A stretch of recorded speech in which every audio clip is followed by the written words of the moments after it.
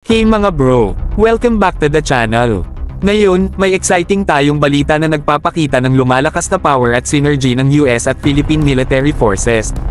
Ang US Marine Corps ay nag-deploy ng kanilang matitinik na MQ-9A Reaper drone sa isang Philippine Air Force base, na nagpapalakas ng husto sa ating joint intelligence capabilities. Ang mga Reaper drones na ito ay hindi ordinaryong UAVs. Kilala sila sa kanilang precision, endurance, at advanced surveillance capabilities. Talagang game changer sila sa modern warfare. Sa pag-ooperate sa First Island Chain, ang mga drones na ito ay nagbibigay ng unparalleled intelligence, surveillance, at reconnaissance (ISR) support na nagpapahusay sa kakayahan nating mag-monitor at tumugon sa mga potensyal na banta ng mabilis at mahusay. Ang collaboration ng US at Philippine military forces ay hindi lang isang strategic move, isa itong patunay sa lakas ng ating alyansa.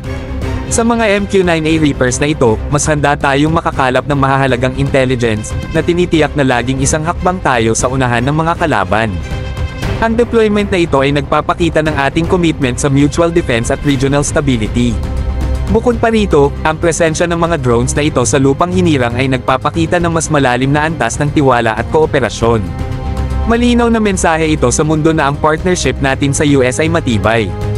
Ang hakbang na ito ay naaayon din sa ating mas malawak na strategic objectives, na nagbibigay ng malaking boost sa ating defense capabilities at pagpapalakas sa ating soberanya.